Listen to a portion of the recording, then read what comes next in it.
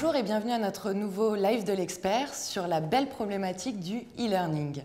Aujourd'hui, nous allons discuter autour de comment bien intégrer le e-learning dans sa stratégie de formation. Je suis en compagnie d'Olivier Reboul, responsable du développement e-learning chez Eurovia Groupe Vinci. Bonjour Pauline. Bonjour. Et de Philippe Gilles, expert e-learning chez Demos Group. Bonjour Philippe. Bonjour Pauline. Donc attaquons tout de suite, messieurs, dans le vif du sujet. Philippe, quelles sont les raisons fondamentales pour intégrer le e-learning dans sa stratégie de formation? Elles sont très nombreuses, bien entendu, mais je vais essayer de les ordonner selon 3 cibles prioritaires. La première, c'est l'intérêt pour l'organisation, pour l'entreprise. Pourquoi peut-on imaginer se lancer dans le e-learning?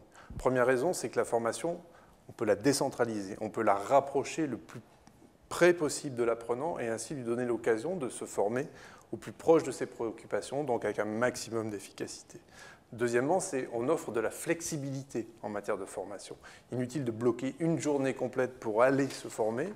La formation vient jusqu'à vous et cette formation, elle peut être découpée. Elle est tellement découpée que bien souvent, on dit qu'elle est vraiment continue puisqu'elle est accessible quasiment en permanence. Troisième élément fort, c'est que bien entendu, on doit pouvoir optimiser son budget de formation. Puisque quand on investit bien, on a un bon retour sur investissement sur ces projets-là. Autre effet induit important et qui est souvent peu perçu par les organisations, c'est la capitalisation des savoirs et des savoir-faire. Quand on fait un module de e-learning, on cristallise l'expertise de l'entreprise à un moment donné et on la rend disponible au plus grand nombre. Et ça a une valeur bien au-delà de la formation, puisque là, tout d'un coup, le capital immatériel de l'organisation est disponible. Deuxième point absolument essentiel, c'est pour l'individu. Il faut qu'il y trouve son intérêt, et son intérêt il est évident, puisqu'on va lui permettre de se former à son rythme, en juste à temps, en juste assez.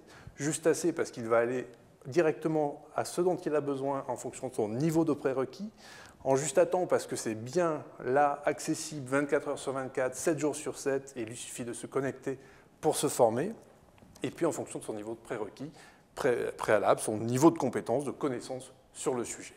Et il va pouvoir se former selon ses envies. Et puis le dernier point pour lui, c'est bien sûr ajouter un petit peu de ludique dans la formation. On parle aujourd'hui de serious game ou de choses comme ça. Il est clair que si les produits sont bien faits, ce qui est un élément essentiel de la formation à distance, eh bien on va prendre du plaisir à se former, donc on va accroître la motivation de l'apprenant, donc accroître la performance de la formation dans son ensemble. Et le troisième point essentiel, c'est vis-à-vis de l'organisation formation, cette fois-ci. Vous, en tant que responsable de formation, eh bien, c'est un enrichissement extraordinaire de votre métier, puisque là où nous n'avions qu'une formule finalement pour nous former, aujourd'hui, grâce aux nouvelles technologies, on peut mixer ces formules-là, on peut créer des dispositifs encore plus pertinents, et tout cela au service de l'apprenant, avec en plus, pour vous qui avez souvent à justifier vos budgets, à les défendre, eh bien là, on peut mesurer de plus en plus l'efficacité de la formation. On peut vraiment parler de retour sur investissement. Donc, si l'on considère comme vous, Philippe, que ces technologies sont indispensables à la formation, comment bien bâtir un plan e-learning? Pour bien bâtir une stratégie e-learning, il faut maîtriser les leviers que sont la connaissance et la vision globale à la fois de l'organisation et de la formation en général. L'organisation par rapport à sa culture, quels sont les métiers de l'entreprise, quelles sont les contraintes de ces métiers. Par rapport à la formation, quels sont les process de formation, les indicateurs de formation, les moyens de formation, qu'ils soient formateurs internes ou prestataires externes. Et puis l'état actuel de la formation, c'est-à-dire quels sont les points positifs qui marchent bien et puis quels sont les dysfonctionnements. Autre levier, c'est les compétences en ingénierie de formation et ingénierie pédagogique et conduite de projet. Et enfin, le dernier point, qui est très important aussi, c'est le commanditaire et le sponsor. Qui va payer? Et alors, le commanditaire, c'est très bien si c'est le CODIR, parce que c'est impulsé effectivement à haut niveau dans l'entreprise. Et puis, le sponsor, ça peut être un financement interne de l'entreprise, ou ça peut être un financement externe, par exemple OPCA. Alors, dans le cas d'Eurovia, le commanditaire et le sponsor sont les mêmes, c'est-à-dire c'est le comité de direction. Oui, juste pour rebondir sur ce point-là, l'aspect financier, parce que c'est bien sûr le nerf de la guerre, comme on le sait tous, et notamment aujourd'hui, il faut bien avoir aussi, pour réussir sa stratégie, avoir la dimension financière de ces projets. Là où on était en présentiel, on est dans une logique de financement d'une exploitation de la formation. C'est-à-dire, j'ai un groupe, ça me coûte tant de jours d'animateur, de réunir les gens, je sais à peu près combien va me coûter chaque groupe. Et dès que j'ai un nouveau groupe de formation, je sais combien va me coûter ce groupe-là.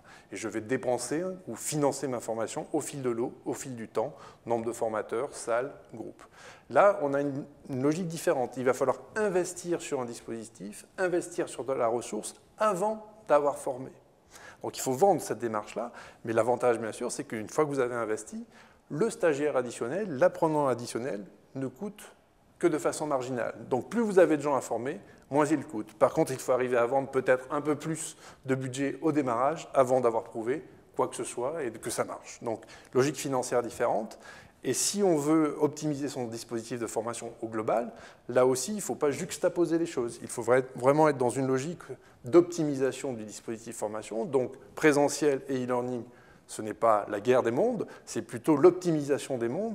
Et ce qui fait vraiment le bénéfice de l'ensemble, c'est d'arriver à se dire, si je fais du e-learning en amont ou en aval, comment j'optimise mon présentiel? Et donc le e-learning nous oblige à réinventer notre formation présentielle pour faire que quand on réunit les gens, quand ils sont face aux formateurs, quand ils sont en groupe, eh bien on tire le meilleur bénéfice de cet instant qui va devenir un instant de privilège, de pouvoir être en salle, entre pairs, échanger sur un sujet. Et donc tout le talent du formateur va être mobilisé pour faire de ce moment un moment quasiment d'exception. Ça réinterroge aussi les process de formation, c'est-à-dire le e-learning. Bon, effectivement, on fait peut-être appel à des compétences nouvelles à développer dans l'entreprise. Je ne dirais pas forcément des nouveaux métiers, à moins d'introduire un studio de conception pédagogique, effectivement, dans l'organisation. Mais sinon, c'est plus en termes de compétences, mais aussi de process qu'il faut s'interroger. Est-ce que mes process de formation, dans un dispositif blended, e-learning mixte, présentiel et présentiel, est-ce que mes process de formation actuels conviennent ? Est-ce que, donc, du coup, s'il faut modifier les process, est-ce que ça ne fait pas appel à d'autres compétences, des personnes qui gèrent la formation sur le terrain ou en centrale? Mais justement, par rapport à ces formations en présentiel, le e-learning pose la grande question de la technologie. Est-ce que c'est un réel frein pour bâtir une stratégie e-learning de peut-être pas bien maîtriser cette technologie au départ? Non, la technologie est bien évidemment là, mais c'est une brique dans un projet de développement du e-learning, j'aurais plutôt tendance à dire même du blended learning, hein, e-learning plus présentiel. La technologie, c'est un des freins qu'on nous projette souvent, qu'on m'a projeté souvent d'ailleurs, sur est-ce que les utilisateurs vont savoir se servir de l'informatique, voilà, on a une plateforme LMS, comment on s'en sert, comment ça marche, bon, ok, ça c'est vraiment une brique, mais il y a tout le reste, il y a la stratégie, la vision, l'adaptation des process, le re-engineering, l'ingénierie de formation, l'ingénierie pédagogique, l'excellence des programmes, le dispositif qu'on va mettre clé en main aux opérationnels pour qu'ils n'aient pas à se poser de questions sur je fais appel à qui dans ce dispositif double. Voilà, donc la technologie, on le voit par rapport aux autres points que je viens de citer, c'est vraiment une petite brique. D'accord. Et si nos internautes voulaient débuter une stratégie e-learning rapidement, simplement et à moindre risque, quels conseils, Philippe, vous pourriez leur donner? Je pense qu'il y a une chose assez simple à faire. Aujourd'hui, vous avez sur le marché un certain nombre de prestataires qui vous proposent ce qu'on appelle du cloud learning ou du mode SaaS en e-learning. L'idée, c'est de démarrer sans investir massivement, soit en technologie, comme on vient de le dire, soit sur les contenus, mais de bénéficier de cette offre de service qui permet d'abonner un certain nombre de vos apprenants à des formations standards proposées par ces organismes de formation en ligne, et ainsi de pouvoir très vite tester finalement à la fois l'appétence et le cadre de contraintes de déploiement de ces solutions dans votre organisation. Donc, ça peut être sur le management, ça peut être sur la finance, sur la banque, sur tous les sujets possibles aujourd'hui, on trouve une offre assez riche, y compris sur des formations métiers techniques. Et je sais que au groupe Vinci, Olivier a notamment démarré par l'habilitation électrique, ce qui a permis de mettre le pied à l'étrier du groupe dans ce domaine-là. Eh bien, en ciblant une offre de cette nature-là, vous allez pouvoir, en 15 jours, un mois, déployer une première offre interne.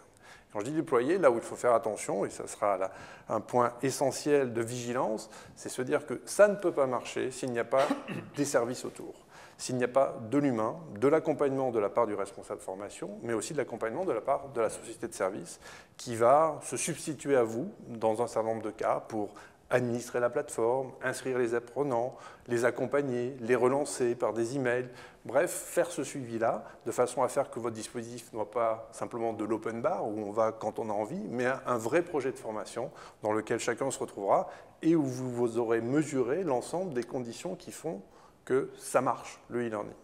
Une solution simple, mais avec un accompagnement tout de même au quotidien. Tout à fait. Messieurs, si vous aviez un dernier conseil à donner à nos internautes sur la construction de leur stratégie e-learning, quel serait-il? Alors un conseil, ce n'est pas suffisant, on va en donner quelques-uns, mais au pluriel. D'abord, ne pas projeter ses propres freins par rapport aux freins que l'on pourrait attribuer aux apprenants. Je donne un exemple concret sur des personnes de bas niveau de qualification. Les craintes sont, est-ce qu'en français ça va aller? Est-ce que par rapport à l'informatique ça va aller? On s'aperçoit que oui, ça va très bien. Majoritairement, ça va très très bien. Deuxième conseil, commencer par des formations simples, métiers, donc qui vont s'adresser au plus grand nombre, comme par exemple l'habilitation électrique ou l'habilitation CACES, conduite d'engins de chantier, qui sont indispensables, voire obligatoires, parce que très réglementés et réglementaires. Troisième conseil, c'est de travailler l'excellence de l'ingénierie pédagogique pour que les premiers programmes, il y ait une appropriation qui se fasse assez rapidement et surtout une appétence. Plutôt aller dans le former mieux et moins cher, mais former mieux. Dernier point, c'est ne pas confondre le e-learning par rapport à vouloir faire un catalogue de diff en mettant de la bureautique, des langues. L'objet du e-learning, ce n'est pas d'alimenter les compteurs de diff.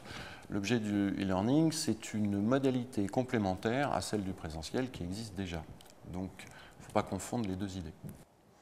Oui, et peut-être dernier conseil, qui n'en est pas un, c'est simplement de se dire que le e-learning, ce n'est pas nouveau. C'est de la techno, certes, mais ce n'est pas le problème. Le problème, c'est une question de formation. Et donc, ça ne change en rien la finalité de notre métier, ça change la façon dont on le fait.